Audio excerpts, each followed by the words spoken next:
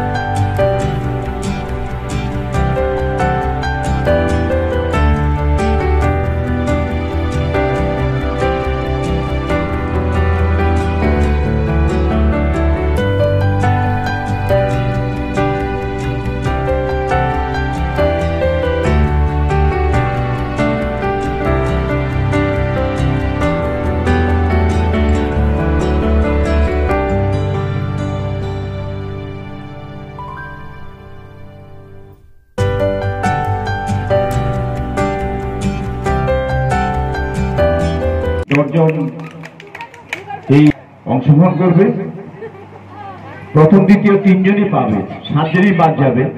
তবুও খেলাটাকে সুন্দর করার জন্য প্রত্যেকে অংশগ্রহণ করুন। আমি বিশেষ অনুরোধ করছি যারা এখানে বসে আছেন প্রত্যেকে বাসার মধ্যে